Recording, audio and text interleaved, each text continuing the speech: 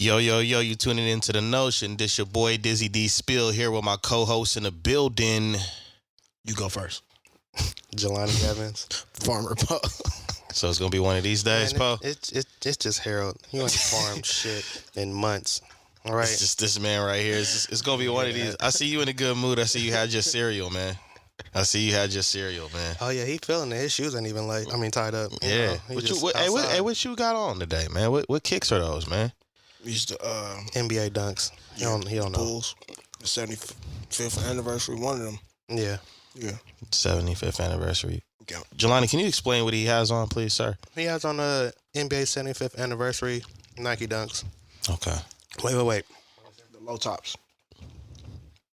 No, I was just checking the tongue to make sure that they were dunks and not SBs. Oh, yeah, for sure. The SBs is different. They're going to have a thicker tongue. I know that. Yeah, I know that. I wasn't saying you didn't, but I was just making sure. You know what I'm saying? Yeah. Because And I think the SBs actually are all red here. At this black part. I don't think they can hear you. They All the completely candy in your different. mouth. Mm-hmm. But yeah. Okay, yeah. All right. So you exploring your options. I dig it. That's what's up. Something like it. Yeah, because he stepped away for a minute. And he was just rocking the New Balances and what I'm saying, stuff like that. I ain't really seen Poe in some any. I don't bring them out all the time. Yeah. Okay. So I don't try to, you got the car cover on them. Yeah, I don't be bringing them out all the time. Okay. You fucking them up and shit. Oh yeah. I do my regular deglers. I understand. Yeah, I understand. Okay, respect. All right. I just wear whatever I feel like. Yeah. I try to, but weather conditions and other conditions. see, That's the only thing that'll be preventive. plays a part. You know what I'm saying? Yeah. Like, if it was raining, I wouldn't have wore these today. So Yeah, I feel And it. depends on if I'm gonna be doing a lot of outside walking. I don't. Yeah. I mean, besides checking the mail and walking to and from my car, like that's the extent of outside walking. Like Yeah, I do a little DoorDash, so every time I get out the car, there's a lot of leaves on the ground and shit. in and out, not Yeah, we don't want the leaves I fucking wouldn't up. be. Yeah, I wouldn't be in my nice shoes. Mud. Yeah, stuff. Not unless you trying to Stuff that's not durable for shoes. pull I something feel on the it. job. Yeah, nah. The door you buy. That nigga walking around with plastic bags on his feet. Ah, shit. Yeah, here to deliver your meat.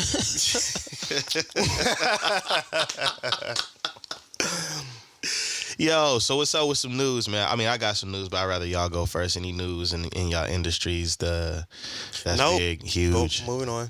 Ain't nothing going on in the sneaker world. It's the same old dry ass shit.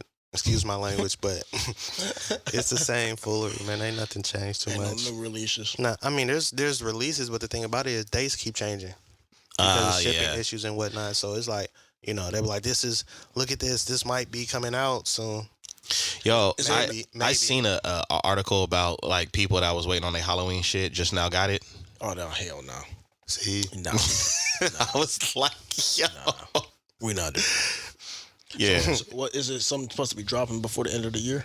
Anything? Yeah. Besides the cool grays, obviously, but he's focused on the cool grays. Like, no, I ain't focused on like, the cool no, I'm grays. just saying, like, you talking about those, like the patent leather bread's not finna drop. See, I don't know. Yeah, I don't pay attention to Jordans. Those That's is the what it is. ones. Yeah, we've been waiting on those No for a pun minute. The bread, what? Which ones? Bread fours? Ones. The ones, Ones. yeah, they're the patent leather red ones. I actually want those. I don't have any faith in getting those, so I'm probably not gonna try to get those. But man, they are amazing. So, Yeah, but they've kept pushing the date back to the point where I don't even know what the release date is anymore. I kind of gave up, all hope and shit like that. But Poe, what's up with the anything? Nothing. man. Nothing. Man. Nothing, man. All right, man, we gonna get up out of here, man.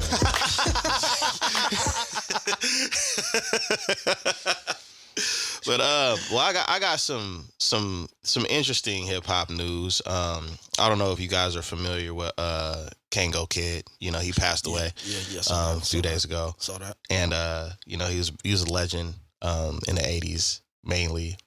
Did some stuff with the Real Roxanne and things like that. Came from the UTFO group and stuff like that. So, R.I.P. to Kango Kid, and then I just got some news that Draco the Ruler got stabbed. Yep, a couple hours at ago. the damn Once Upon a Time in L.A. festival. Yep. Backstage, like seriously, The end. seriously I'm backstage. just hearing some things. I guess there's some beef. I don't know. Yeah, well, I did see that there was some beef. That's crazy though, because it's like you ain't safe nowhere. Like you can't even go out and perform. Like backstage, it wasn't a fan. You see what I'm saying? It was some straight street shit backstage. Right, some other people's entourage and stuff like that. And it's crazy because it's like, you know, a lot of people be talking about how people be capping and they're fake with it, right? Mm-hmm. And then like if you're really living that life, these are the type of circumstances that you can encounter. Yeah. You see what I'm saying? Like it's not cool. Nah, it's not, man. It's you know, it's disappointing. You know, Yeah. it's discouraging. It's frustrating. Yeah, dog. It's What can you do to change that though? You know what I'm saying? Like, I want to add to what you said, because you said it's not safe, or nobody's really safe, and I 100% agree. And I think nobody is safe when you're in a certain lifestyle. You know what I'm saying? There's a certain type of worry between a Jaden Smith performing some rap or hip hop and maybe a YG, you know, or a young Snoop that came from a certain type of background, where it's like, yeah, you're not really safe depending on who's there, who's feeling some type of way, you know, who misinterpreted something that was said in a record or something like that. here's what I would let's ask. keep it You know solid what? though. Was there, because they, you know, they're saying YG and his crew and some other people, those names are being passed around. Did they have public beef? Not that I know of. And when I say not that I know of, it's because I haven't really dived deep into reading about it. I mean, Poe, you know some, like, The only thing that I was trying to like figure out is, I know Draco had a lot of issues with like the Inglewood families. Like, of course, obviously, I don't know shit about none of that shit going on, or none of their politics or nothing. But the only correlation that I instantly thought about was, I don't know if Slim 400 and them, if Slim was Inglewood or what he was. and he recently, it might have been some connection in that, but I know killed, Draco been doing a lot of like back and forth with the Inglewood families for a while. Could have been that. It could have been some other shit, but I definitely did hear. I honestly thought of him as being like a dude who brought a lot of energy on himself. So like y'all made the comment, like you can't really perform or be safe Not really safe anywhere, yeah. Not safe anywhere. But then I look at it like, that's true. If you like, in a sense, Create from the that type perspective of of like environment for yourself. it's like a perspective of a bystander. It's like, yeah, you may not be safe anywhere. Anything could pop off anywhere. You may get into it with someone and it was not your fault. The person might be on some other shit. Yeah. But a lot of these dudes is bringing that energy on themselves, right? And it's like, they always talking this, it can go down anywhere. It's on site. Like they quote unquote live in the street, been living life, street life, right? So they should obviously kind of know or expect that they issues are going to transfer over into the industry if they still on that type of shit, and whoever they against it with is on that shit. So like these concert issues, it's like y'all bump into each other. But see, that's why I asked. That energy, like That's why I asked though, because it's like this. I asked if anybody knew about any public beef, because if they had public beef and you book both these people at the same venue, you're asking for it. Yeah. You see what I'm saying? Like, because this is another thing. If you do live that street life, you also move a certain type of way. Yeah. You understand what I'm saying? You move a certain type of way. You don't be caught up in certain places. You know what I'm saying? You don't hit certain spots. You stay away from certain streets. You see what I'm saying? Like if they book you at a venue where it's like, yo, that's too close to their territory. You know what I'm saying? Like you move a certain way, right? That's real. So then it's like, if the beef was public or somebody knew, and then you have both of them booked at the same event because it's LA and they both from LA, then it's like you're asking for it. It should be one or the other, right? Yeah, but I don't think these venues or the labels or any of that, that's to them gonna be part of the reason why they're signing a lot of these artists is because of the issues that they have with each other. It's the beef. Well, So like they don't really understand necessarily that, care, but- even though it's a liability. Well, I think the point is It's not is up just to like, the businesses to care, but I'm saying like if you're gonna book them at a venue and you run the venue, then you're jeopardizing your own venue because you're inviting two different parties that bump heads. That's where you should care.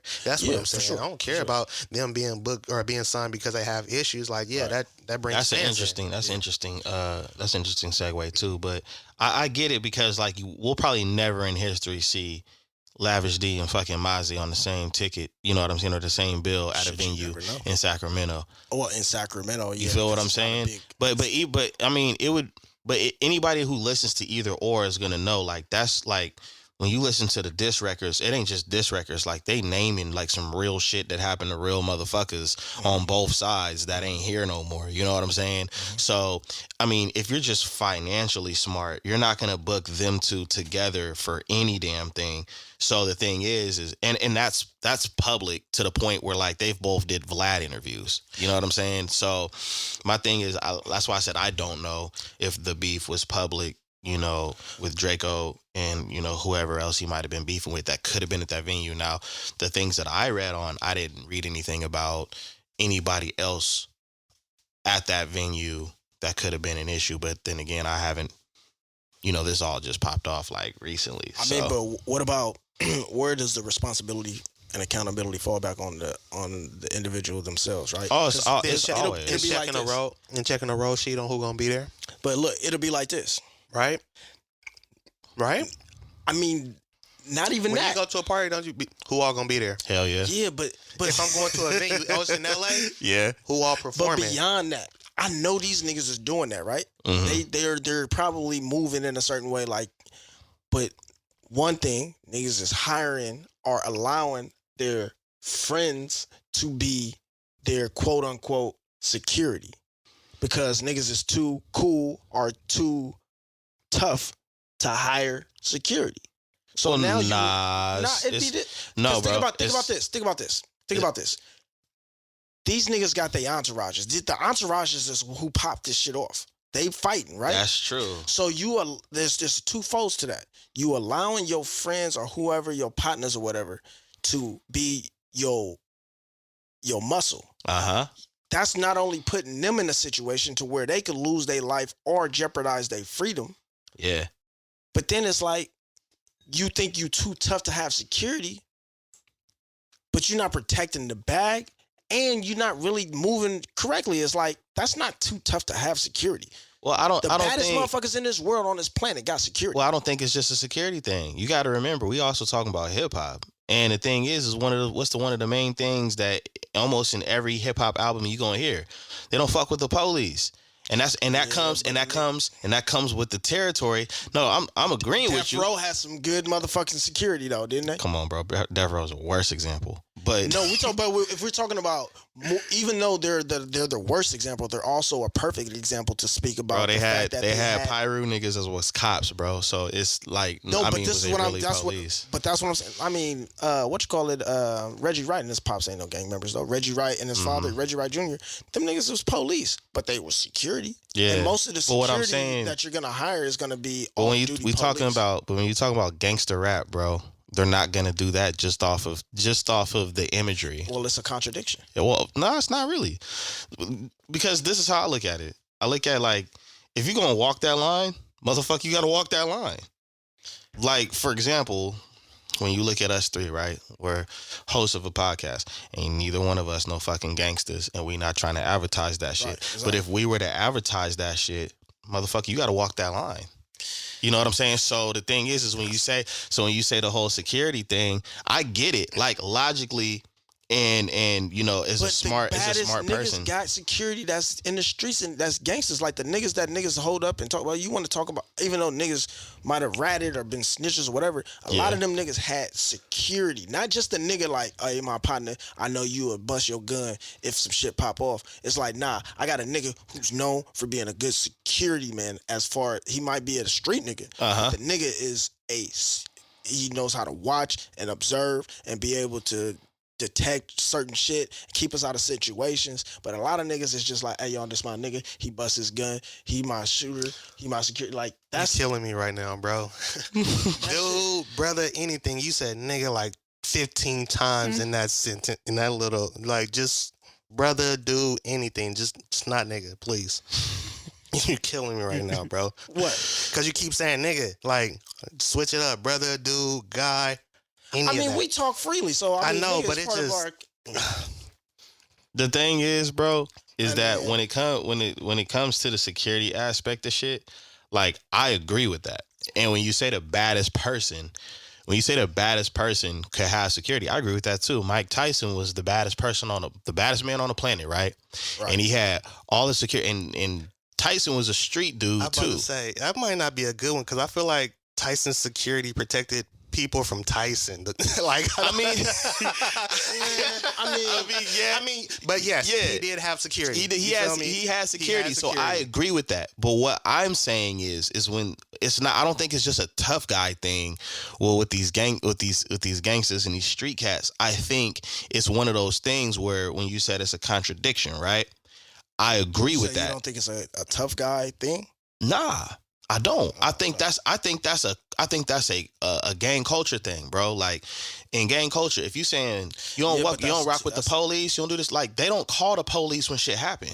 Yeah, but I ain't talking about calling the police as far as that. I mean, you don't have to portray the tough guy image to be like that's part of a different subset of the street culture. Yeah, like it's a lot of dudes.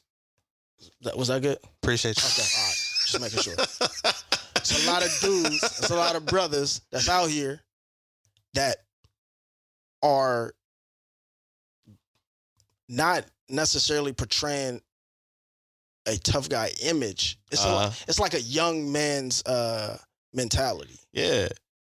I think we're saying he was 28 years old. I think we're saying the same thing. The only thing that I'm disagreeing with is the fact that I understand why for some people, for some street niggas, if I will. I think it's even more deeply rooted than that, though, honestly. Because if you look at neighborhoods where we come from, you don't even have to be from the streets. Yeah, you don't. You just got to be from that neighborhood. We not calling the cops. We don't deal with the cops. You know, like that's and people correlate. It don't make sense, right? Yeah. Somebody running your house in the hood, you would think call the cops, right? But we don't always call the cops. That's why I said it's a culture thing, bro. Like, anytime I look at something that just doesn't seem right, logical, I'm gonna start analyzing the culture. Like, why is it like that in that culture? And there's so many things that's a culture. There's hip hop culture, there's gang culture, there's black culture, there's white culture.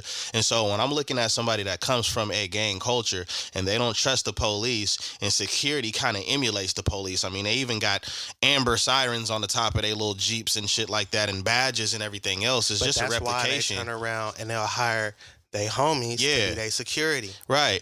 And that is because I not, know you're not a cop. I know you got muscle, right? So you be my security. Right. So they feel more secure with somebody they know from the hood being their security instead of dealing with the cops, because in a sense that's contradicted, that's taboo to what they're supposed to be as a gangster, right? Yeah. What I'm trying to tie up with that, bro, is that to us, what you're saying, it's like, yeah, that doesn't logically make sense why you wouldn't have security. So what I'm explaining is from their viewpoint. That's what I'm breaking down. That's how they see it. We see it differently because it's like, I understand how they see it. Yeah. I'm just saying, when do niggas take accountability for themselves? So if they don't. Yeah, they don't. They don't. They don't. Those dudes don't. They don't. Yeah, they don't. And I mean, you're not even gonna get any pushback on that, my guy, because they. When do you stop thinking? Start, I would say. All right, when do you start thinking that you could die? Like, when do you start living like you could die? Because it's almost like I hear we see Draco the Ruler, what happened with him, right? And he's a perfect example. And Von is a perfect example. And Duck is a perfect example of individuals that I looked at all three of these dudes. And I hate to say it, But I looked at all three of these dudes and I could see that they was gonna die because the energy that they bringing is like they understand and they see what's going on in the culture. But yet niggas is looking at each situation and like, man, that shit ain't gonna happen to me. I move like this. I move like this. So my thing is like, when do you see your partners dying? When do you see other individuals dying in certain situations, in any type of situation? When do you start saying, man, my nigga, I could die too? But you just said it. That couldn't happen to me. They feel they're invincible.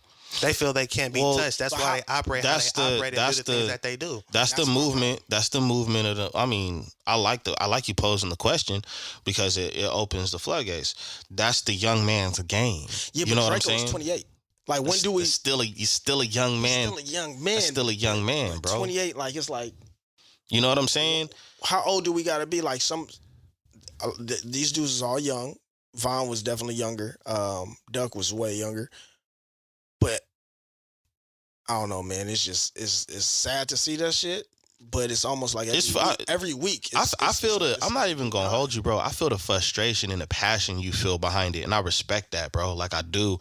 And I think the thing is, man, is that a lot of these artists that are coming up and then being taken really young, you got to understand, are also children of the music that we respected too. You know what I'm saying? The only difference is that we didn't take too much of it to heart. I mean, it's still stuff we can listen to back in the day, and we was like, oh, that was the shit back in 03 or 02 or 05 or whatever the case is. Right. But they're also the children. When you breaking down people that's from 20 to 28, you know what I'm saying? And the type of music that they're putting out, these are the children of the Rick Rosses, you know what I'm saying, the Young Jeezys. And I'm not even putting the blame on them. I'm just saying the type of music that was coming, you know, that's coming out. I mean, even somebody like Soulja Boy is calling himself Big Draco. Bro, you came up on dance music, but what's trendy, what's hot, you know, to be the new era gangster, right? And so that's where it's coming from. And then you have a few people that actually get an opportunity to grow up. You know what I'm saying? So when you say, when does a person actually start looking at it? Well, take Snoop Dogg, for example. Snoop Dogg watched Death Row fall apart. He watched Tupac pass away. He watched Biggie pass away. He watched Suge go down. You know what I'm saying? He watched all kinds of shit happening. And so he started maneuvering different. So he's the few anomalies you see that actually survived being around something like that. And you know how crazy the 90s was. And now you look at him, but there's not a lot of artists that get to walk away from that. And that's the thing. He went through a whole lot that he was able to walk away from. He's seen a whole lot crumble that he was actually, you know what I'm saying? Like, yeah. Some of these artists go through stuff, and like you said, they don't get to walk away from it. They go through it, and it breaks them. They snap, or they get involved in something that was too overwhelming. You know what I'm saying? Wrong place, wrong time. And that's it. Yeah. So, I mean... And if they survive those experiences, I feel like maybe then they would grow up. Like, for instance, if, you know, Draco, rest in peace, if he had survived that attacking, he would probably be different. Even Dolph, you know, Dolph just went down, right? And you want to know something eerie about that? That even shocked me. And I didn't listen to a whole lot of young Dolph, but I was just like, damn, you know, like I think my nephews listen to him mostly, right? But then I seen a Drink Champs interview where Noriega was like, hey, man, you know, it's a lot of people that's been going down. And, you know, he brought up the people that passed. And he was like, you know, just, you know, be careful and stuff like that. And he literally said something that you, like, close to what you said. He was like, well, I don't know nothing about that. You know what I mean? It was a lot of confidence. You know what I'm saying? And then, you know, something happened to him, which is unfortunate. So it's really that it's a young man's game when it comes to that street shit, but it could also be a young man's mentality where you can be 28 and you pushing 30 and you should be, you know, kind of growing, but you're not, because you still got that young man's game mentality in your head to where the shit happens. Like, I mean, some of these dudes, it's crazy that you brought it up. And this is just from me playing the devil's advocate with it, because I understand the other side. Like, I get that mentality. Not as from a personal experience necessarily, but I can understand that. But a lot of dudes be having these close calls, and then they keep rolling the dice as if like they're invincible. Like Dolph had that situation where everybody don't learn from their experiences. You know, some like, and then this is what happens. Like, some learn from it and grow up. Some go through the experience. Like, told you I can't be touched. Yeah. I mean, that happened to Pac, bro.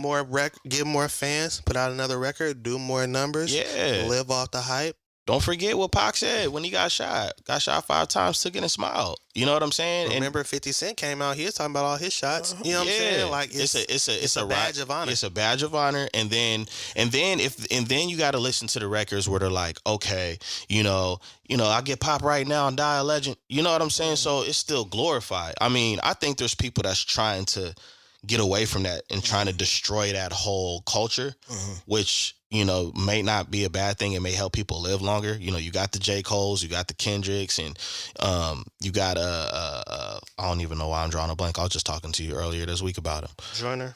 Yeah, you do have Joyner, but you have come on, bro. Freddie? No, Freddie. Something just happened to him.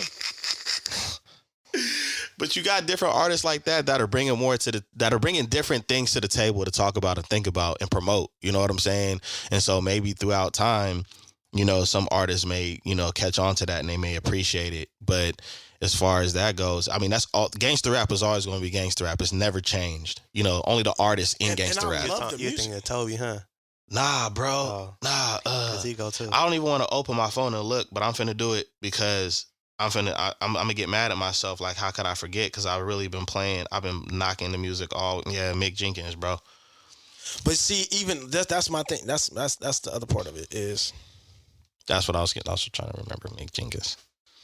the state, like, I guess my thoughts is kind of a little not all organized, but things like you got Jim Jones posting about Draco. And to me, I'm like, nigga, but y'all just popped off last week. And the nigga's saying rap is like the most dangerous job. It is. Yeah. But it ain't. It's only dangerous for the niggas that's bringing danger to, like, I'm sure it can be dangerous for anyone at any time being famous. But it's like, flash. It's like we ain't hearing about a lot of things happening to certain individuals. It's happening to the people that bring in the energy around them. Like you started off at the beginning. Like you started at the beginning. Let me tell you, people bringing that type of energy. Like, think about Just it. bringing that Before you start, you mentioned him, Pac, right? He started rapping about death, right? Yeah. Then passed away. Yeah. And everybody was like, oh, he seen it coming. Nah, he just rapped about it and brought it on himself. They say the tongue has power, right? You speak it, you think it. You put that energy out into the universe, right? So if you continue to speak on that and draw focus and energy to it, at some point it's gonna come back to you. Yeah, you're gonna bump into it. No, that's real. That's real. I mean, it's the whole energy test. I've never tried it, but I've seen videos on it where you have 2 jars and you say negative things to one and positive things to the other. Right. And after like 30 or 60 days, the negative one actually starts to rot and the positive one stays the way it's the same. I don't know what they put in there, but that's was like, when I seen it, I was like, damn, like that negative energy shit is real. So it really is about what you speak on. I just want to say real quick before we keep going, yo, I'm really appreciating Jalapeno Poe today, man. You really like pressing the hard line, bruh. You really like debating. Yeah, Jalapeno Poe need to show up a little bit more. I just often, had to bring that part. No. I like no excuses. Yeah. From now on, that's how you pie. When you pull up, that's how you pie. Sitting in my car like, all right now, when you get in there, you better fucking show them how to pie. How about the car and see him like, yeah, game time. Did any of you guys check out the Rick Ross album? No, not yet. No. I like it. What you think? I like it. Okay. I heard like like it. 1 or 2 songs on it, like, cause I downloaded it. And so like once what I was listening to stopped, you know how like your player will go on the shelf and just start playing stuff. I heard like 1 or 2 songs. One of them kind of stuck with me. I can't remember what it was. But I was like, oh, okay, I'm gonna have to listen to that. And I heard another one. I was like, oh, not so fast. Yeah, it's like. Where'd you listen to it? Like in your car? Just the headphones. You know what I'm saying? Okay. I found a couple songs that made it to some mixes I already got. That's usually what I do when I listen to an album. Whatever I like, I throw it on a certain mix. Not a bad album. I mean, I like some songs more than others, but really, if I'm just taking a trip, I could listen to it from top to bottom because it's not a long album. Okay. And I'm noticing a lot of artists are doing that, and I actually like that. I actually like the shorter albums, bro. Cause it's like, fuck, man, I've listened to certain albums and I'm like, damn, man, how many more? Fuck, 5 more songs? Yeah, It's been an hour and 30 minutes. What's going on? Yeah. So it's not a bad album. It's not a CD, it's a movie. I heard it was a good album. So the one thing that I did hear was that the mixing wasn't as Really great as it could have been. You know, that's funny. There's an album that I was listening to from somebody, and I didn't like I feel like their voice sounded weird on it. It wasn't the Rick Ross album, okay. but it was Ellie Dollar Sign, Les. Okay, He yeah. dropped a new album, and like, the beats sound good, and you know, but his voice sounds off. It sounds like higher pitched. It kind of threw me. You know what I'm Yeah, it's saying? that. You know what I have been noticing a lot of music where it has like this higher kind of frequency going on and stuff like that. And I'm like, I don't know if that's like a new thing that people are trying to like adopt or put out, but yeah, it can get old after a while. I know what you're talking about with that. I haven't listened to that last yet, but I need to listen to that. Yeah, that Oldie. new Bodie drop. Odie and Alchemist? Yeah, he going in. Okay, I need He to check going that in. out. Odie and Have you heard Alchemist. the new Wiz yet? Yes, I liked it. Okay, I like it. I feel like I we actually spoke on it, haven't- but We did, but I haven't liked a Wiz project in a long no, time. no. This is like vintage Wiz. Yes. It gives me vintage Wiz vibes, Yes. but For yeah, sure. I For sure. appreciate that. For sure. So Makami dropped another project a week or two ago. It's pretty dope. Just when a motherfucker think he catching up on some shit. Y'all just named like 5 albums I ain't even listened to yet. I'm about to When go they make a drop mess so it, I can bro. clean up. But the one Listen thing to some music. I don't like how you gotta go like search for you gotta figure out an artist to search for on a Friday, or you have to have seen the artist.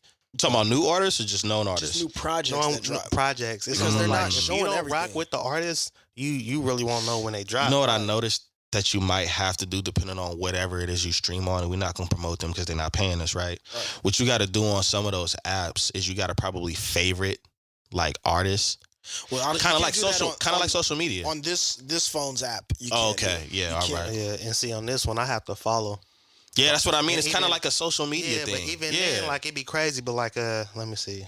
So yeah, the new Bodie James, Mhm. the new Les, the new Rick Ross is on here, the new Wiz. Yep. Roddy. Roddy Rich? Nah, No, I don't fuck with him. I like Roddy Rich. nah, I don't really do. I'm not a fan of it, but my son was liking it so much during that summer that he dropped his album that I started like listening to him. I like Roddy Rich because of 1500 or Nothing, and he did 1500 did a lot of Nipsey's shit. So I kind of listen to Roddy because I like his delivery with that production, and I'm a real big fan of that He producer. makes some So good music. Gotcha. He makes some Yeah. good music. You know about Primo Rice? No. Oh, okay. Nope. that sounds was hella his- fire with like some chicken or I'm something. like listening that. to his new album. Nah, Primo Rice is out of Maryland though, but like he rock with Larry June, Okay. Dollar Sign, like Okay. you know what I'm Okay. saying. Like he kind of in that same domain. So Okay. The Jelani All Stars, I dig it. there you go. Who else? I think y'all heard of Nick Grant. No, That sounds like He's a dude somebody I from, had class with in high school. But go ahead. I think he might be associated with Cole and him. No, You know what? That does kind of sound like I've heard something with along the lines. I don't know. Don't let me get the line. yeah. Don't let me get the line, man. Yeah. Last album. Tory Lanez. Nah. Y'all listen to Tory? Nah. He got the '80s album. Alone at Prom. When he does his concept albums, he's dope, bro. Okay. He's dope. And the trial has begun. We're getting some new Yeah. information out. I seen some news where they can't. Some contradictory information is out there. Okay, I haven't heard. Bitch, dance. I haven't What y'all heard talking the. about? I haven't heard the contradictory information. Do you believe that? What that? That he said dance, bitch, dance? That's what he said. All right, so That's what they saying he said. This is what's so funny about it. You be like, nah, he didn't say that. But then when you think about the type of character he is, like, have you ever you see his personality, how he is in interviews and everything? Yeah. And I was like, if he was under the influence, Yeah, but think about this. but why? At the party, Mm-hmm. she got kicked out the party or was asked to leave, or she was the disturbance at the party. Was she? She was the word out there is that she was the disturbance at the party. Go 'cause she on, was prosecutor. drunk. According to the Prosecutor Poe. according to the gunpowder residue test, he doesn't have gunpowder residue on him. The friend does. Tori's friend? No, Megan's friend. So see, this is the story. I don't know if y'all been following it. I haven't. I've been following closely. It's Tory and Meg Thee Stallion. Hell no, I'm not following. Yeah, the keep story was going quite with this, interesting. man. Quite interesting when I first heard about it. Okay. It goes, he's messing with the friend. Him and the friend are messing with each other. You, sir. Appreciate it. Big ass ball. Him and Megan start messing with each other on the low. They at the party at Kylie's house. Megan is drunk. Tori is out in the car with the friend. Meg asking everybody, hey, where they at the party? Because they all together. Where they at? Oh, I think they went out to the car. It's either Meg saw Tori with the friend or Tori or Megan's friend saw Tori with Meg. Either way, he was messing with. Is it Meg or Megan? Megan. Okay. Something. Is it the or the? I think it's the. All right, one of them. Okay. So basically he messing with the two friends. They arguing with each other. The security is the only person who got a gun. Somehow somebody get a gun and let off. It seems like he must have tried to stop her from shooting her. I think the other friend was trying to shoot Megan. That's what the story is, and he stopped it. So what? Yeah. Oh, so he was being a fuckboy, and that's the issue. Basically, like they was arguing, friends. Like her and the friend don't follow each other no more. The friend and security. So why would they make it seem like why would they make it seem like Tori allegedly shot her then? This is what I'm speculating. The two females arguing. One has the gun. I go to stop one from shooting. So this is what I think. I think Meg seen Tori with the partner. They arguing. He tries to stop her from grabbing the gun or whatever, and the gun goes off accidentally. And because Meg is mad at Tori, what is a scorned woman gonna do? She's gonna either insinuate that you did something, that it was your fault, or she's gonna put dubs on it. So it looks like he was stopping whatever was happening, but he's the cause of what happened. What do you believe? I don't know. Because I don't really know the care. story. Okay. Well, I mean, I want to know what as the story is because I'm curious. As the story You can't developes, say you don't want to care after you just gave. I know. I did.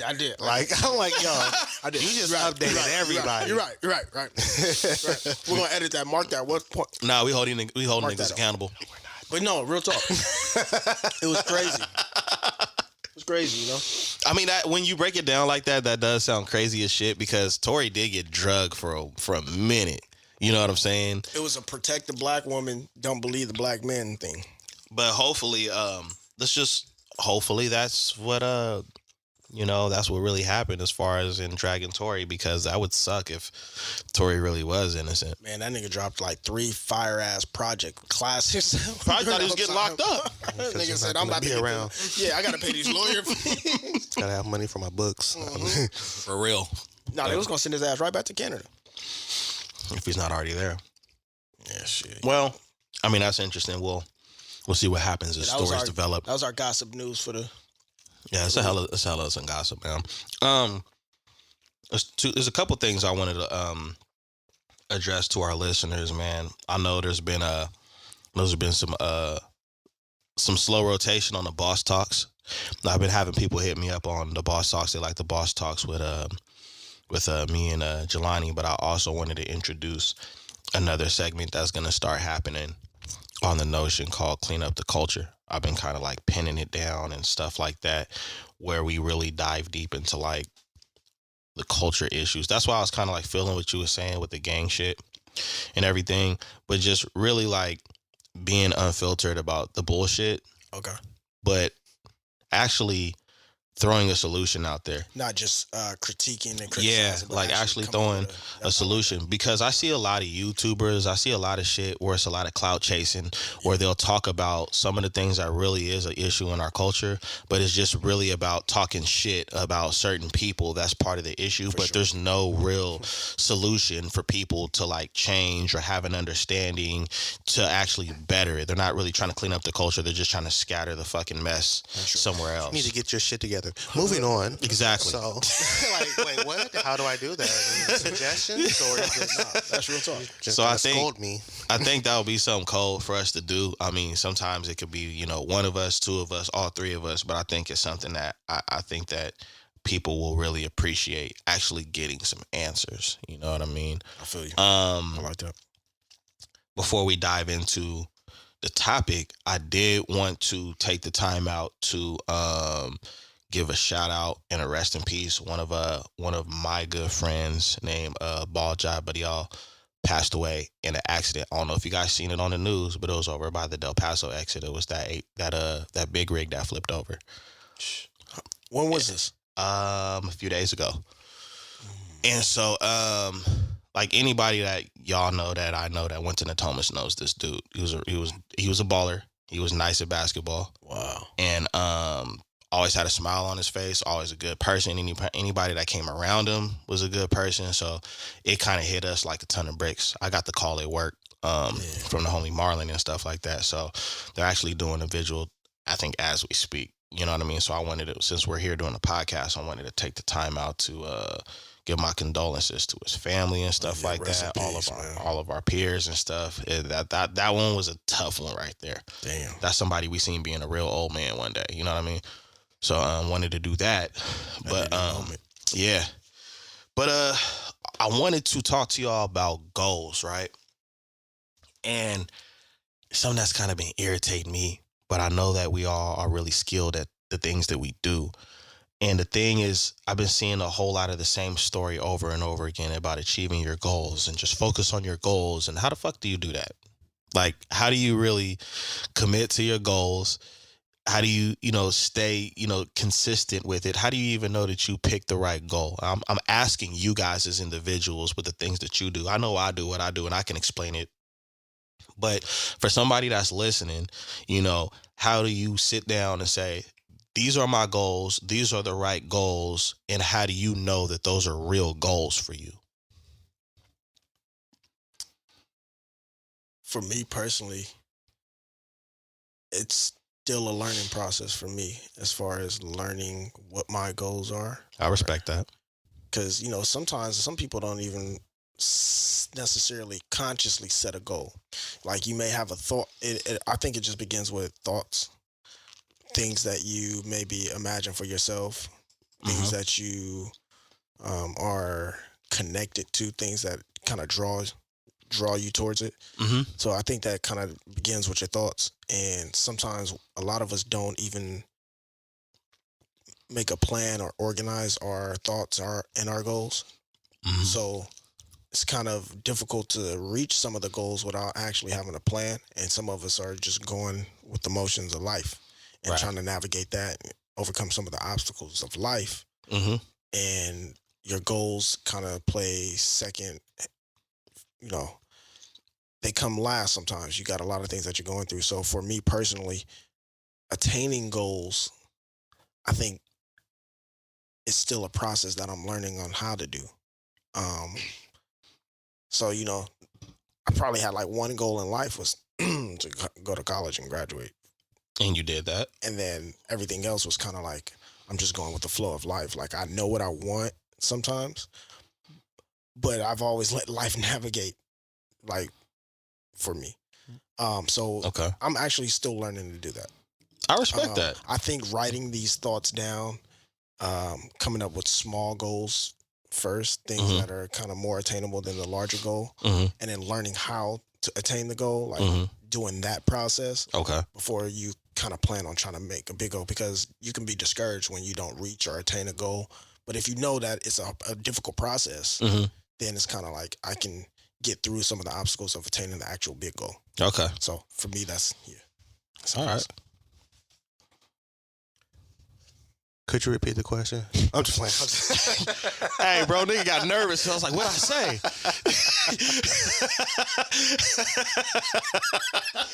Fucked him up. Nah, but I don't know. Like, I think goals is something that's extremely personal. Okay. Right? And in order for you to have goals, you kind of have to be in tune with yourself. Yeah. You know what I'm saying? Yeah. You gotta know you. And in the midst of that, like Poe was saying, writing things down. I mean, even in the Bible it says write it down on tablets to make it plain. Mm-hmm. So I tell people to, sit down and really brainstorm and think about the things that you like to do.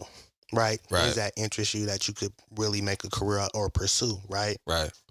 After you write these things down, do some research. If it don't strike a chord, give you a spark, Mm-hmm. arouse some passion in you, it's not for you. Because your goals, you will pursue consistently. Your goals, like, you're usually driven by a passion when it comes to your goals, It's right? almost like you're not in control of that. It's almost like you're not in control of that part. Like, the thing that you're passionate about necessarily. Well, I don't know. I know what I'm passionate about. You know what I'm saying? And I mean, it took some time to get there. But you didn't have to like force yourself to be passionate about it. Nah. Right. That's what I'm Nah. But that's what I'm saying. Like, certain things you have interest of, when you start to do research, if you really dig it, like if you for instance, you like be a conductor, right? And you start researching trains and you really start getting into trains and engineering, like, that's for you. Right. You know what I'm saying? That will hold you. The more you learn, the more you'll be intrigued. That spark can light a fire that will drive you. That's where the passion comes. You see what I'm saying? But if you are researching things and they don't really strike a chord with you, then don't do it, because you'll mess around and go through the motions. And the thing about it is, nobody can really tell you or set up your goals for you but you. That's why you got to know yourself. Exactly. You know what I'm saying? Yeah. You know what you like to do and what you're capable of, and how your work ethic is, and you know what I'm saying? And the thing about it is, once you start finding those goals, you'll start fine-tuning your work ethic. You'll start devoting more time and more energy. You know what I'm saying? It's definitely a process, but you got to take the time for it. So, knowing yourself, really brainstorming, putting thoughts down on paper and pursuing those just to see if they really like spark something. Yeah. Because it's like, bro, for a while, I was just working. You know what I'm saying? I was just kind of just doing stuff. Right. And then I had a mentor, and he was talking about, like, well, what do you want to do in life? I don't know. I want to get money. You know what I'm saying? Like, like, you don't really, like, somebody asks you that question, you really like, I mean, what you think I'm doing out here? You know what I'm saying? Because it was after high school. It was after college. That's such a tough question, man. When you're so young and you just really don't know what's really out there, man. You just But see, that's the thing about it. When you don't know what's out there, you have to sit down and brainstorm and explore. Yeah. You see what I'm saying? And that's where all that comes in at. So it was sitting down and thinking about the type of things that I want. And so then he had me break them down into sections. All right, if you can't figure out what you want overall, where would you like to be health-wise? Where would you like to be financially? Okay. What about spiritually? Yeah. Do you want a family?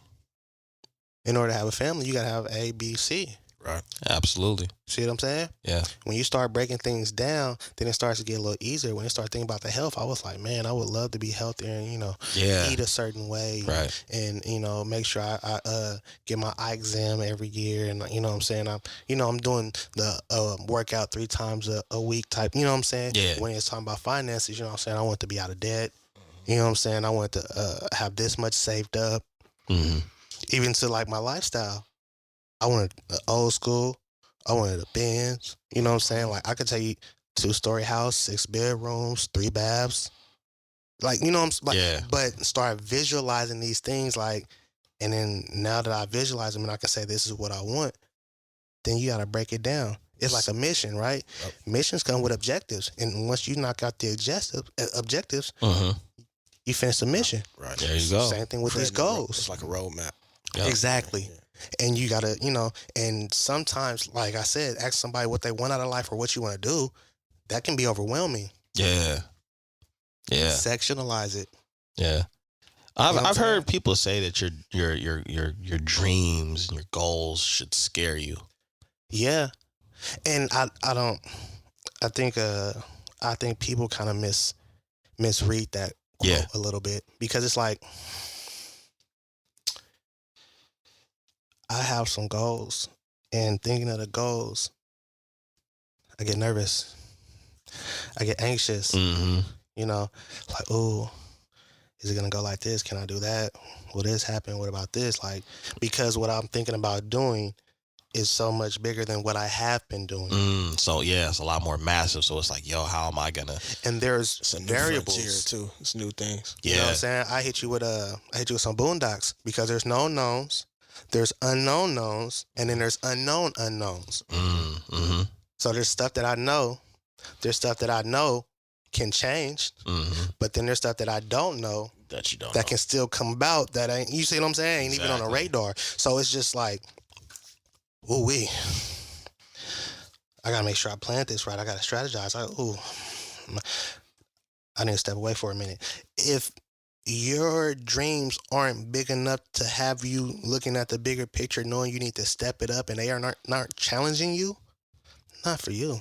Yeah. You see what I'm saying? Yeah. And that's what I mean by like you're like when you get to a certain point, your goals should scare you because they're challenging. They're gonna pull you. They're gonna stretch you. They're gonna pull you out of your comfort zone. Yeah. Which is the scariest thing because in your comfort zone, you kick your feet up, take your shoes off. It's love. Outside of your comfort zone, unfamiliar.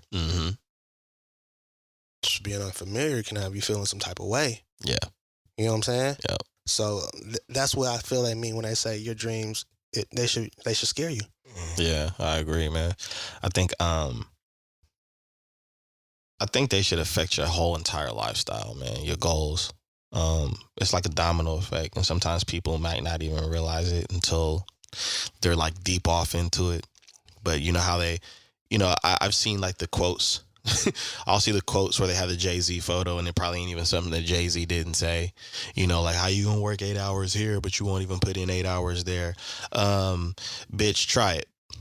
That's all I gotta say. That's 16 hours. That's 16 hours. I don't know who is up grinding at 3 a.m., but bless their heart. Right. Sleep. But I will say, like, it will affect your lifestyle as far as all right, I'm gonna cut the fat here so I can make more time to do this here. I'm going to sacrifices. Yeah, you're gonna sacrifice, but it's also, for example, like, okay, I'm gonna cut these relationships off over here because it's not in line with the people that have the same vision I have with the relationships I have over there. And that's what happens. That's where the whole concept of sometimes being brand new or being Hollywood comes from, because now people are handpicking the people that they've been associated with that are on the same path as them, which ain't an awful thing. It's all lifestyle changes. I don't even, it's just outgrowing people. Yeah. That's just all it comes down to. As you continue to grow, develop, progress, and mature, especially once you start pursuing goals and looking at things differently and approaching situations and moving a certain way,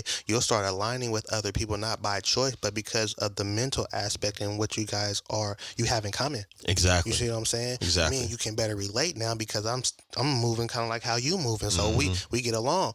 We don't move like that anymore, so you truly can't understand me. That don't mean I have any beef or issues with you, but we're gonna grow apart because we can't really relate anymore. I'm sitting over here talking about business stuff, and you're complaining about your boss. Where I'm sitting, I am the boss. Oops. You see what I'm saying? Yeah. So that will allow you to start drawing to other people in line with people where you're like-minded. You have things in common. You can help each other grow. You can converse, and it be understood. In that part, I think that's one of the biggest parts when we talking about goals, is like how other people who may have slightly different goals than you are still rubbing off on you that can affect your goals positively. You know what I'm saying? Like, it's even like when you talked about like lifestyle changes, how do you want to be health wise? Man, there's certain things that I eat. There's certain things that I put in the rotation with my meals now that I've learned from both of y'all. Both of you guys stay away from me. Personally, I fuck with steak and chicken right now. But there's things that I look at, I'm like, yo, I like when he make the vegan mac and cheese. I got a cousin that hits me up a day before he get out here. Yo, tell Poe had that vegan mac. But those are things that are rubbing off that's in a positive light. I prefer the Thai noodles, but I get it. Poe got plates. Wait, wasn't that the... It should, yeah. What you saying, man? But yeah, like, those things kind of like tied into there, man, where it's like I look back now and I'm looking at who I talk to, who I engage with on a regular basis, and like everybody has very important goals that I actually like love and respect, and actually like anticipating on them achieving them. Like I can't wait to be like, you know, clapping my hands like, man, I remember when they were just talking about it, or I remember when they was feeling discouraged, or whatever the case is. But I think the most important thing is that within itself, like there's going to be times where you're going to be discouraged. There's going to be times. The most important thing too, and why I think it's important to have a specific group of people around you, is that's going to help push out the negativity. That's going to help push out the questioning and, well, what are you going to do about this? You're going to have, if you pick the right people around you while you're setting your goals, those people, without even knowing, are going to help you achieve them. You know what I'm saying? Mm-hmm. So, well, do you think people are more outgrowing came in with the deep voice others, or are we outgrowing ourselves? Like that's well. See, it's both, because you're outgrowing your old self, right. Mm-hmm. And see, those people are attached to your old self. Mm-hmm. You see what I'm saying? It's almost in some cases why certain people won't support you when you start doing different things than what they're used to, because they can't see you past what they know you for. Exactly. Mm-hmm. You see what I'm saying? Yeah. And so you have to understand that, you know, people, everybody has this view of you. Everybody has this, you know what I'm saying? And it might not even be the one that you have of you. It differs from person to person. Right? But some people don't know how to adjust and accept change. Mm-hmm. You know what I'm saying? Mm-hmm. They're stuck in their old ways. They're used to the old way. They don't want to grow, because growing means you have to leave your comfort zone. Mm-hmm. Yep. So they stay there. So when you outgrow the old you also outgrow them. Mm-hmm. And So it's stuck in that same place. Boom. So definitely are. So it's both. Yeah. You see what I'm saying? All right. And there's something I wanted to say though, because you said getting discouraged. You mentioned getting discouraged, and I mean, like, the discouraged, the frustration, all those type of feelings and emotions that happen. Mm-hmm. Don't run away from them. Oh yeah. Deal with them. Yeah. Don't just go through the motions, but don't stay there. Don't stay stagnant in those, like, you know what I'm saying? Things happen. And when it happens, like, you know, deal with those emotions, figure out why, you know what I'm saying? And then get out of it. Yeah. You know what I'm saying? Address, adjust, and move on. Mm-hmm. Like, don't stay stuck in it, because being overthinking, being stuck in your mental, especially being an entrepreneur, that can eat at you. And it's okay to feel like that. Like you're so like that's gonna happen. Yeah, like people got to understand like that's going to happen. It's part of the process. And if it doesn't happen, then you're probably not growing. And because I was just gonna say, a lot of times it's growing pains and transitioning and things of that nature, and, you know, taking on new things and coming into new understandings and awarenesses and whatnot. It's like everything don't always hit the way you think it is. It ain't always, it's just sometimes it hit and you just, woo. Sometimes you just riding your bike like normal and you hit that curve the wrong way. And it's, And you got to digest it. You know what I'm saying? Yeah, absolutely. I agree with that, man. Yeah, I think that's just something important, because like I said, bro, and I'm glad we're talking about it, and we talked about it, because, you know, with the instant gratification era that we live in, you know, there's 30-second remedies for everything, bro. And I'm like, bro, that's just impossible. Like, if you really think that somebody's going to take that 30-second clip you posted, or that minute clip you posted, or they're going to take the time to finish watching whatever if they click that link, you know what I'm saying? People need more than that. There's an overload of information, and not all of it is valid. You know what I'm saying? And so having somebody sit down like we're doing and saying, hey, you know, this is how you can set your goals up. I really loved how you broke down the fact that, I'm still figuring this out. You know, I achieved this goal that I set for myself when I was young, but I'm still figuring it out. And I think that's important for people to hear, because a lot of times you don't hear that. Every person that you hear talking about goals is talked as if they've achieved all of them already, and that they're done and they're just on the beach drinking, whatever. Right. Yeah. Umbrellas. Right. Nah, definitely. It's a work in progress, man. Yeah.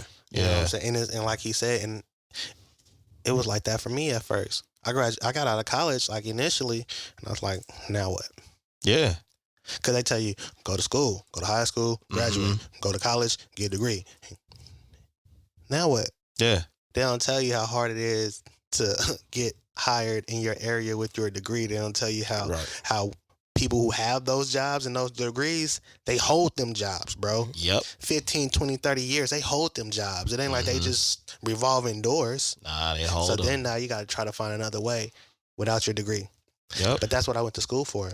And so should we start giving the message of having a backup plan to everybody who goes to college? Like, the message that everyone tries to give us, someone who's into sports, an athlete, is like, all right, you want to play professionally, but you need to have a backup plan. What's your education? What's your academic backup plan? What are you going to do? Are you going to own a business? Are you going to go to school?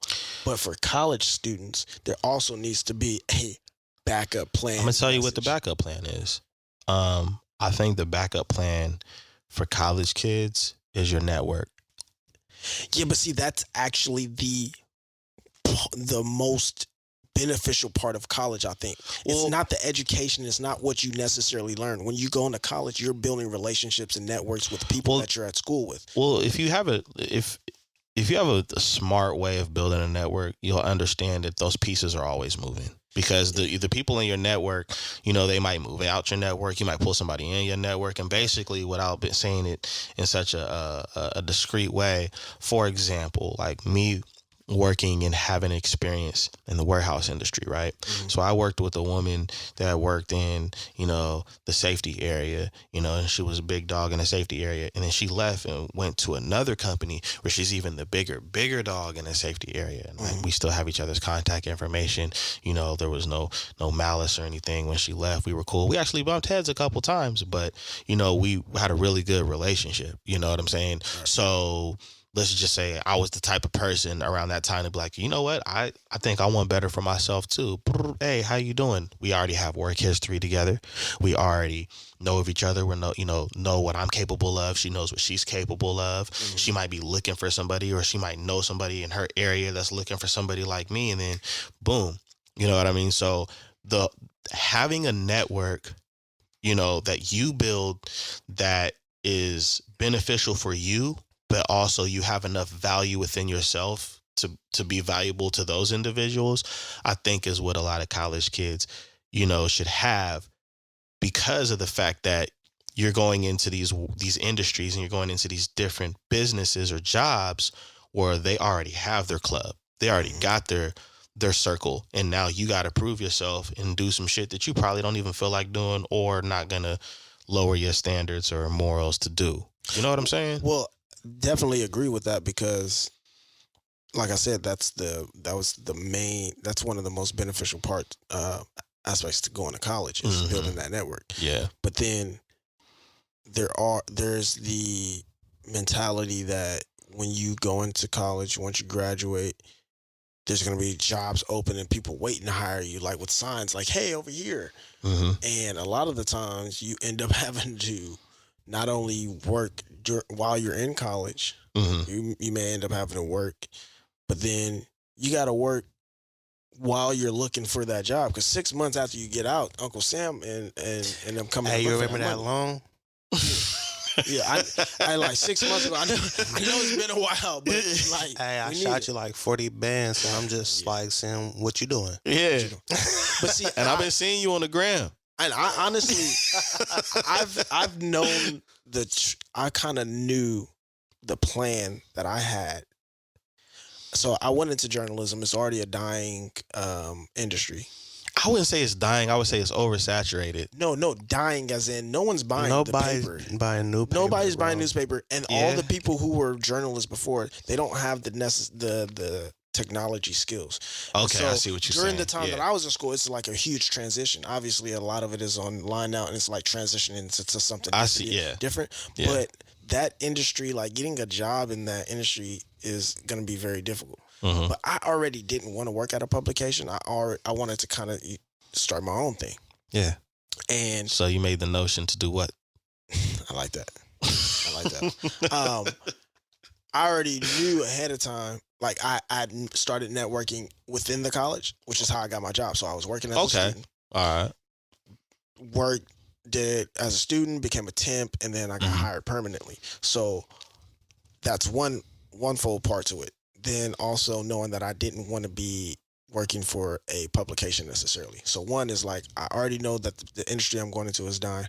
I know I'm not going to get no job. I don't even want no job with y'all. I just want the skills. Right. And then also working for the college, I ended up getting hired. So working for education for 10 years, it'll pay off my loans. so I won't have to pay my loans at all out of pocket because my income level is too low to be paying it right now. So it's on hold. And then after working for in education for 10 years, they'll pay it off. Yeah, so you just like I kind of knew those tricks, those little things are things that I think. So you subconsciously didn't realize that you like set a goal. Like you just broke down a whole goal that you just like set and this learned execute. that along the way. Yeah. And that's the part of your message of saying networking within college is because if I didn't network within the college, I wouldn't have found out that type of information. Right. And like kind of been like, okay, that's my backup plan.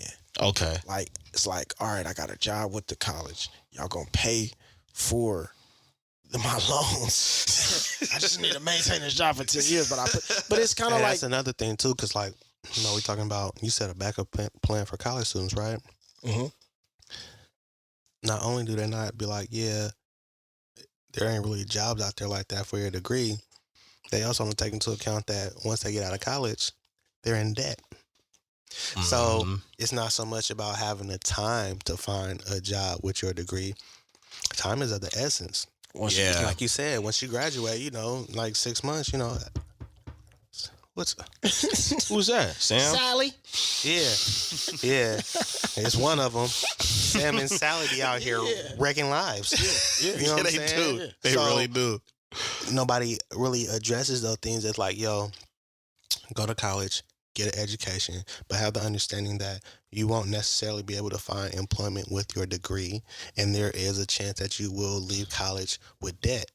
Yeah. So be aware of that, be prepared for that, and put yourself in a position to not have all your eggs in one basket as far as finding a degree. We almost got through the whole episode, man. Finding employment with your degree. Yeah, somebody else gonna be finding an employment with a degree too. Go ahead, man. I told him to turn it off before we started. I told him. I foresaw it. Yeah, man. No, but that's real talk. Every once in a while, you're gonna have people in your network that don't follow the rules, man.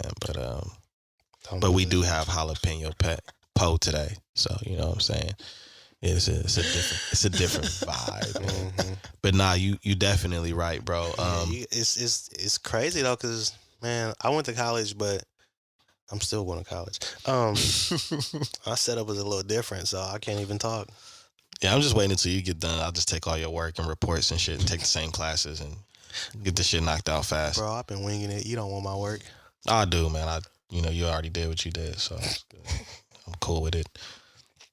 But see, that's the other part of it is like, what are you going? How can you use the college system? Because the fact that you brought it, like you say you're still in college, it took me like 10 years. Although that's kind of the norm now, is like the community college route. Some of us are going back after a couple of years of being out. Mm-hmm. My goal was definitely different. The way that I utilize college and things that I learned there are going to be different than how you utilize it, right? But 100%. A lot of people don't understand that there's different ways in which you can use it. So the main mind frame is, I'm going to go to college, I'm going to graduate, get my degree, boom, my degree, I got a job. But being that you aren't going there necessarily to gain some of the skills or information from the professors, you may be going there because you may have the skills already, but you might want that piece of paper to show the others that I legitimately know what I'm talking about and what I'm doing. 100%. I learned these skills myself and I've been doing the work, but I still need this license or this paper to show you that I know what I'm talking about. It puts them at ease. Yeah. You know what I'm saying? And the thing about it is, like, it's crazy because graduated high school and I went to college, Texas Southern. I was there for like 2 semesters. I didn't like it, so I left. Right, Came back a year and a half later. I was like, I need to give this school thing a try again. I went to American Rep College. Couple semesters, I was like, college is ass. It's not for everybody. It's not. So I left. Right. Wrote the book, put the business together, and all these other things. and turn around. I'm going back this time, and I know a lot of everything that they're teaching. I learn a little bit depending on the class, but ultimately, yeah, I'm just going to get to the degree. You know what I'm saying? Because now it's like it solidifies everything in a sense. You see what I'm saying? Yeah. And so that's why I'm going back. But like now that I'm there, oh, bro, I'm learning why I never liked college. You thought going somewhere else with that. No, I'm learning why I don't like college. Like, it's, if you're young, fresh out, dope. If you're experienced and older, going back, sitting there like, man. well, because these professors have a condescending tone. A lot of them be on power trips. You know what I'm saying? Yeah, for sure. And you're not one of these kids out here. That part. And so I pick up on it. I read it. I'm aware of it, and I'm just like, yo.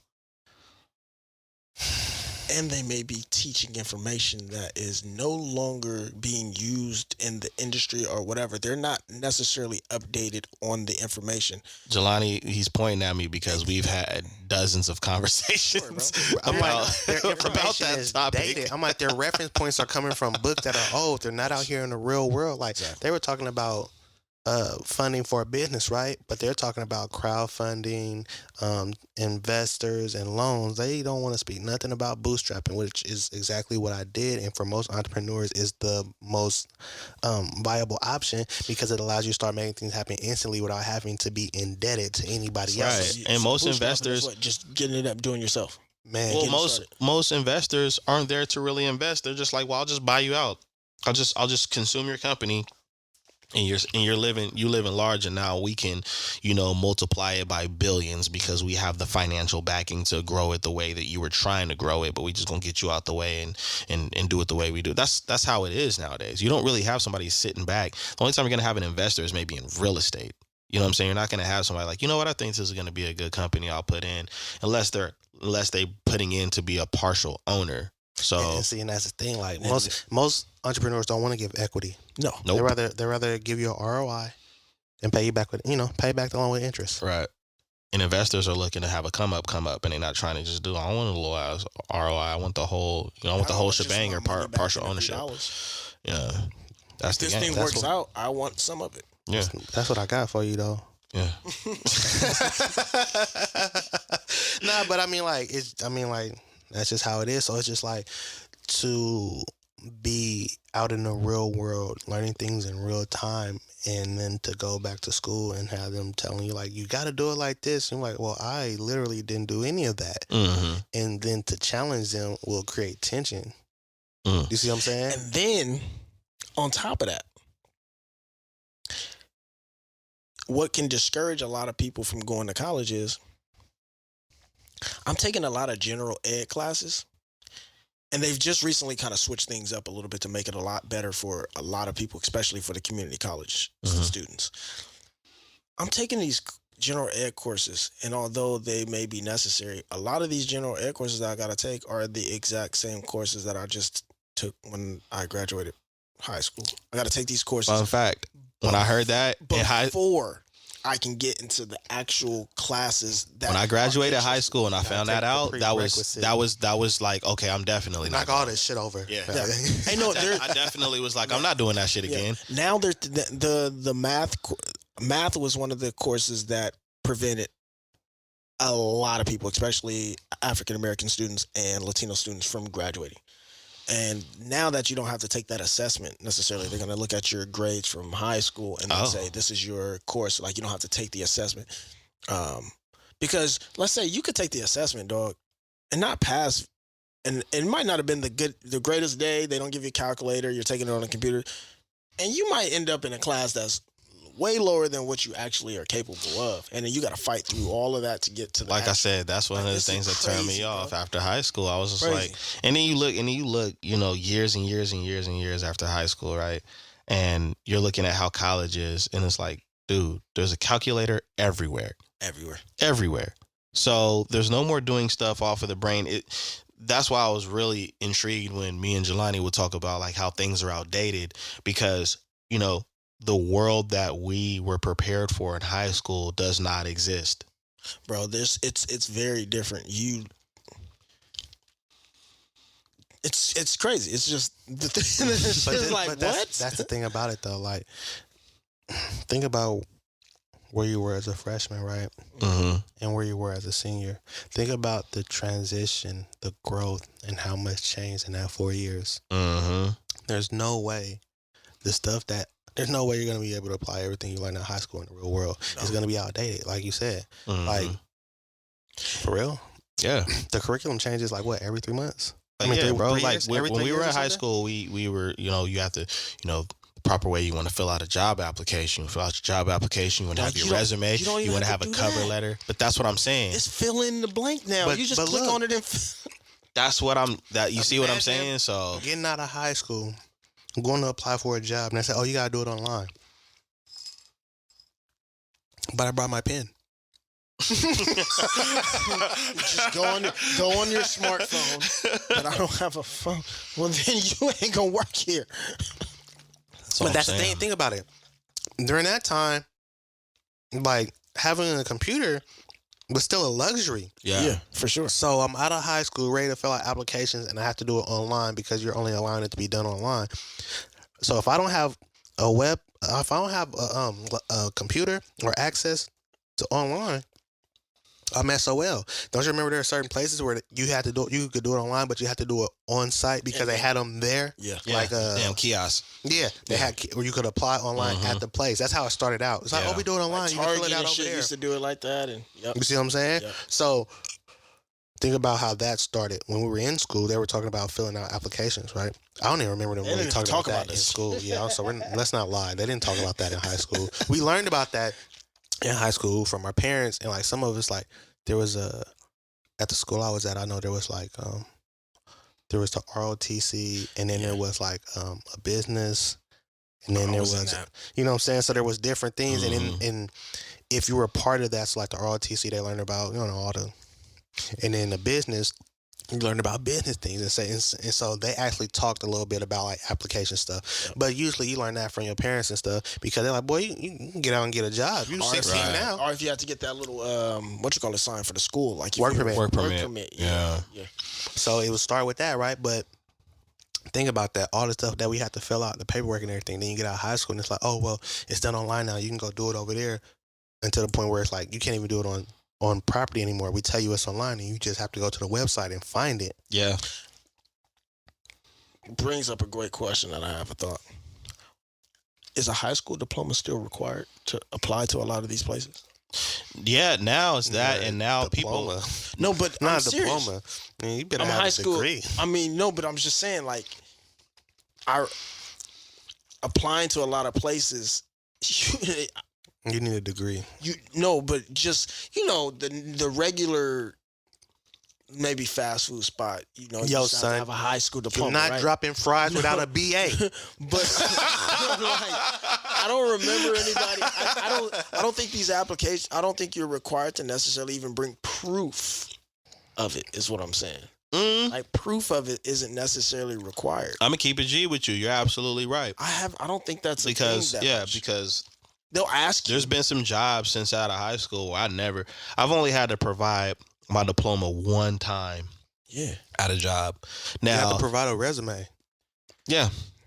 And the resume is supposed to have your education on it. Yeah, but the proof of it, because like it depends on the industry, bro. Like if you're working in a Fortune 500 company or you're working in something big dog shit, they're gonna be like, "Yo, I want to see that paperwork." Then you have to have no PDF. Then you have to have a degree, right? It's actually not even your degree that you're showing. You show your transcripts because anybody can make up a degree. They want to see your actual transcripts. From your school. Yeah. They're like, nah, bring me that diploma. That look nice, but bring me the transcript. Yeah, give me your old principal's phone number. It look like you know how to use Photoshop a little too well, bro. Get to the bottom. No, that is true. They will ask for your transcripts and shit like that, and just to even prove if you went to a certain university or whatever the case it is. But the blue collar jobs, bro. Blue collar jobs, they're not asking for it. Or pink collar jobs are asking for it. I think you get brownie points though. Like if you have a degree, like say in my job, if I had my master's, I could show them, and I would be getting paid more than other people in my same position. Well, that's in most industries too. That's a good thing for the but the shit you got to go through to get your fucking masters. Fuck that, bro. Like, nah, bro, we're not doing that. But it depends, because my boss actually, she just told me, she was like, man, Harold, if you go get your degree or your master's, she said, I got my master's, and she said the amount that she made, how much more she made just because she had her master's was like. So let me ask you this, bro. So with you working in the industry where if you're there for 10 years, they pay off all your loans, right? If you were to go back and get your master's, do you have to wait another 10 years? No. See, that's just the federal government, period. It's not just in my industry. If you work in education, there's a list of different industries that you could work. So after the 10 years, if you want to go back after the 10 years and get your master's, then it's already going to be paid off? Yeah. Shit. You might need to get your master's, bro. Yeah. No. My loans will be paid off if I get loans, not necessarily my tuition. So it depends on how you pay for the tuition. And get a loan. But once you get your master's, going for your master's, going for your master's though, you ain't gonna get no motherfucking financial aid. Nigga, get the loan. Get the loan, nigga. I said it that time. Nigga, get the loan. Yo, man, we finna get out of here, bro. We going in. Oh, shit. Anyways, this your boy, Dizzy D Spill, here with my co-host in the building. Oh, so me, former Poe. Former Poe. Nah, bro. Formerly. Yeah, it's Harold. Formerly known as Poe. He Harold now. Yeah. Harold, the jalapeno Poe Williams. It's Jelani Evans, man. We out of here. We out of here, y'all. Peace.